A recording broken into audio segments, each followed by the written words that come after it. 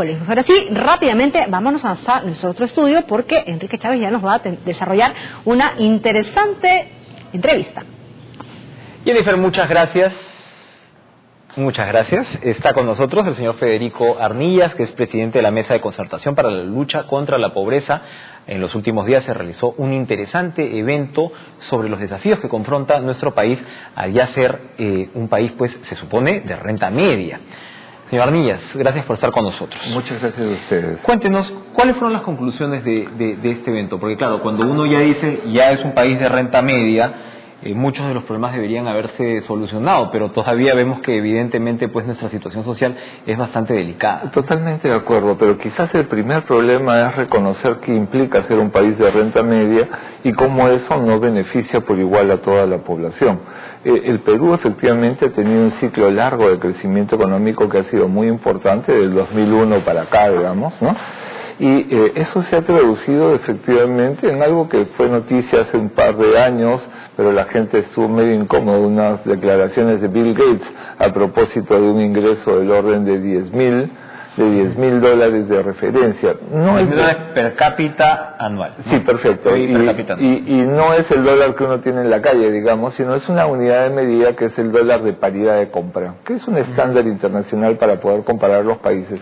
Y eso generó una discusión. Creo que mucha gente en el Perú, todos creo nos preguntamos dónde están esos $10,000 por persona. Pero la verdad es que el tema pone sobre el tapete una idea que es clave a la idea de inclusión, que es el tema de la desigualdad. Entonces, somos un país de renta media, pero no todos los miembros de esta familia que llamamos Perú están en las mismas condiciones, y ese es el corazón del problema en un país de renta media. ¿Cómo logramos una estrategia de desarrollo que sea inclusiva? Porque no todos hoy día en el Perú tienen ese nivel de vida. Desigualdad que se expresa en realidad en desigualdad de oportunidades, ¿no? Es decir, de un punto de inicio en el cual evidentemente un niño o una niña no tiene pues las mismas oportunidades que los demás. Ese es el primer aspecto y marca toda tu vida. Por ejemplo, si tú tienes que uno de cada 2 niños menores de 36 meses en el Perú tiene anemia, ¿no?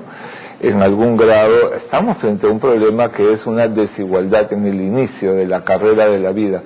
Y esta desigualdad va a marcar todos los años de vida de esta persona, que hoy día en el Perú son más o menos 75 a 77 años. Esa es la expectativa de vida de una peruana, un peruano que nace en estos días. Entonces, allí tenemos efectivamente una desigualdad de oportunidades. Pero la desigualdad también tiene que ver con el día a día de personas de diversas edades. Por ejemplo, seguimos teniendo problemas de una forma de pobreza en el país que se llama necesidades básicas insatisfechas. Un indicador muy importante de eso es, por ejemplo, el acceso a agua potable. Y entonces aquí tenemos un segundo tema. Son parte de las desigualdades que todavía tenemos. ¿Hemos mejorado? Sí. Hemos reducido la pobreza monetaria, hemos reducido la pobreza por necesidades básicas insatisfechas, pero hemos reducido la desnutrición crónica infantil, pero todavía tenemos un trecho importante como país. Y estos son los desafíos que parecen importantes traer a la discusión de cara a 2 procesos: la instalación de nuevas autoridades en nuestras regiones y municipios y el proceso electoral nacional del próximo año, ¿no? Ahora, reducción de la pobreza también tiene sus bemoles, ¿no? En el sentido de que en los últimos meses estudios internacionales vienen alertando y diciendo, ojo, ha salido tantas personas de la pobreza, pero el riesgo de que regresen a la pobreza también es muy grande. Es decir, no es que pues una pequeña diferencia en ingresos pues ya te saque definitivamente de... Y esos son los temas que están detrás del tema que nos ocupa, que es el tema de ser un país de renta media que mantiene esta situación de desigualdad. Por eso la agenda de la inclusión social es muy importante. Ahora, resolver ese problema supone varios niveles de intervención en lo económico, en lo social, también en lo ambiental y obviamente una institucionalidad fuerte para eso. Esas 4 dimensiones han sido también objeto de trabajo en el marco del evento, y se han ido viendo estrategias en cada uno de estos planos, ¿no? Cómo reforzar las políticas sociales, las políticas económicas vinculadas a diversificación productiva, la gestión ambiental. Creo que con el calor que se está produciendo en el país en estos días, con las lluvias que se están presentando, somos más conscientes de la fragilidad que tiene un país como Perú frente a un fenómeno que hoy día ya nadie discute, como es el cambio climático. Ahora, el gobierno se ha encargado de publicitar mucho toda su política de programas sociales, diciendo que es digamos, mejor que la de sus predecesores, ¿no? Y demás. Pero por el otro lado, los críticos señalan, pues bueno, ok, sí puedes haber metido más plata en programas sociales, pero todavía no se da este tema del salto productivo de los programas sociales, que me imagino que tiene una relación directa con lo que estamos hablando. Sí, pero las dos cosas son necesarias. Yo creo que contraponer una cosa con la otra sería un error de estrategia. Fíjese, los programas sociales son un complemento de la política social, son parte de la política social. Y un objetivo muy importante de la política social es que tengamos capital humano a largo plazo. No se forma capital humano en 24 horas. Desarrollar capital humano supone un proceso de desarrollo de las personas desde que nacen, ¿no? Y entonces estamos hablando pues de procesos de 25 años, ¿no? ¿Cuánto tiempo toma para que un niño que está naciendo hoy día pueda ser un excelente técnico de primer nivel o un profesional de primer nivel? Probablemente 25 años. Entonces estamos hablando de formación de capital de largo plazo. Justamente uno de los problemas que tenemos hoy día como país. Y la explicación no está hoy día, está 25 años atrás. Claro, pero... Entonces, ese es un componente. El otro componente es que tenemos que tener una diversificación de la base productiva. No podemos depender exclusivamente de los recursos o de las materias primas. Hoy día estamos viendo cuál es el efecto de precios y eso cómo afecta a la situación económica, ¿no? Pedir, por ejemplo, entonces que el programa Juntos se condicione al tema de poder establecer nuevas condiciones productivas es pedirle peras al olmo también. Yo creo que la lógica en el caso de Juntos no va exactamente por ese lado, ¿no? Yo creo que Juntos tiene un paquete de condicionalidades que es razonable respecto a lo que es el objetivo del programa, y es promover un ambiente familiar favorable para que la familia acerque a los chicos, ¿no? A las chicas, a los chicos, a los servicios de educación, de salud, de nutrición.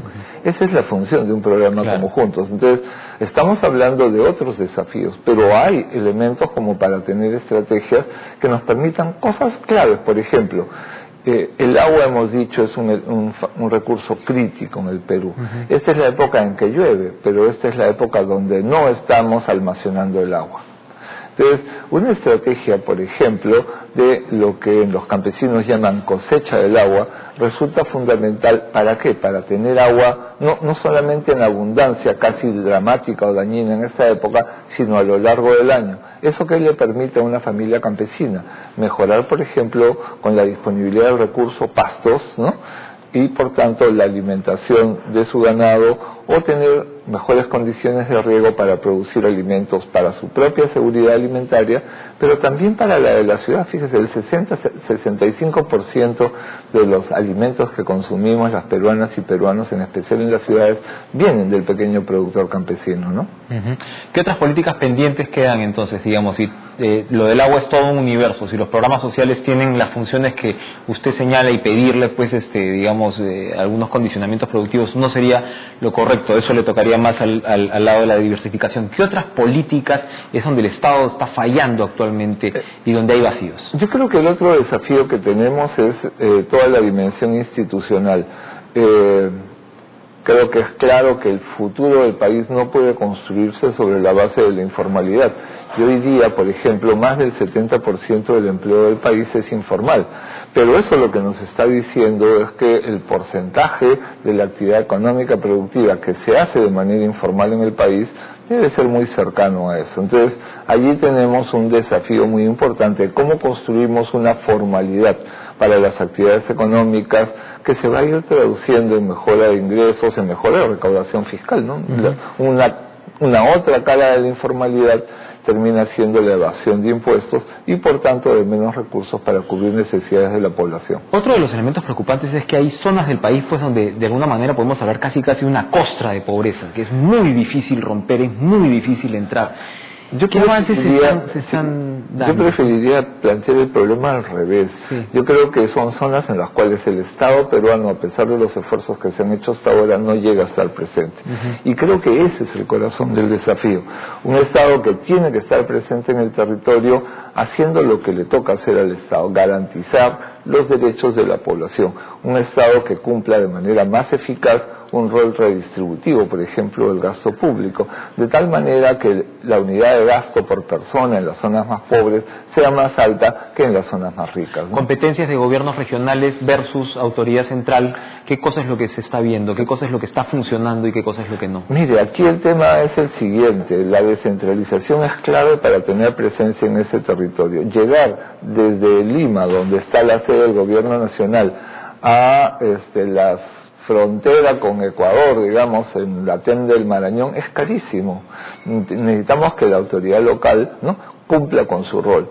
Y entonces cada nivel de gobierno tiene que cumplir su rol y el gobierno nacional tiene que apoyar al gobierno regional y el gobierno regional al gobierno local para que la cadena de servicios sea eficaz. Podemos poner un ejemplo concreto. Para que resolvamos el problema de la anemia, necesitamos que el gobierno nacional compre los multimicronutrientes, que es un insumo clave. Necesitamos que los establecimientos de salud tengan ese recurso en stock y en cantidad suficiente en los 6.000 o 7.000 establecimientos de salud de primer nivel. Y necesitamos que las comunidades participen. Y ahí los gobiernos locales son, conjuntamente con la población organizada, animadores de este proceso. Si cada uno hace lo suyo, si el insumo está en la hora y en el sitio oportuno, porque el gobierno nacional lo compró, porque el gobierno regional lo distribuyó en el establecimiento y tiene un personal capacitado y motivado, y si el gobierno local con su comunidad facilita el desplazamiento de sus niñas y niños al establecimiento de salud más cercano, vamos a enfrentar exitosamente este problema de la anemia. Fíjese que ahí nadie sobra. Pero ¿qué cosa es lo que no viene funcionando? Porque hay quienes dicen, bueno, esta cadena, el gobierno central debe recentralizar algunas competencias que fueron otorgadas a los gobiernos municipales, a los gobiernos regionales. Yo creo que el escenario no justifica eso. Vamos a poner otro ejemplo concreto también en materia de salud, ¿ya? Todos sabemos que la prestación de los servicios de salud en Lima Metropolitana es una función que está a cargo del gobierno nacional, ¿no es cierto? Lo que deberíamos esperar, si el gobierno nacional fuera más eficaz que los gobiernos regionales, es que los indicadores de salud en Lima, ¿no?, para servicios universales fueran mejores, cosa que no ocurre. Y un indicador concreto lo da el nivel de personas menores de 5 años que tienen todas sus vacunas completas. Entonces lo que vamos a encontrar es que en Lima Metropolitana los problemas de vacunación en Lima son mayores que en 2/3 del país, ¿no?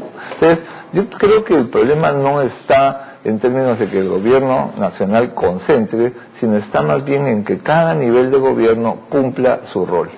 Para terminar, ¿cuál es un ejemplo, ¿no?, de un caso donde se ha visto una superación de la pobreza en los años recientes de manera importante?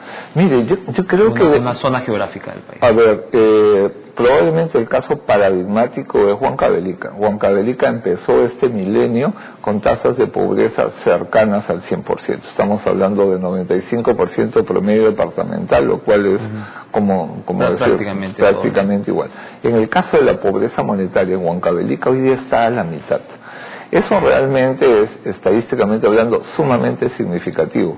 Por supuesto que todavía la mitad de la población de Huancavelica está en una situación de pobreza monetaria, pero lo que se ha logrado hacer en Huancavelica con el esfuerzo combinado de los 3 niveles de gobierno es muy significativo. Y el desafío que tiene la actual gestión regional es justamente continuar por esa tendencia, ¿no? Yo le diría que ese es probablemente uno de los ejemplos que como país debería llenarnos de orgullo, porque estamos pagando una deuda histórica, ¿no? Por supuesto. La energía de Lima, y el 40%, si no el 50% de la energía del país viene de Huancavelica, para que tengamos una idea, ¿no?, de los retos que tiene un país de renta media, ¿no?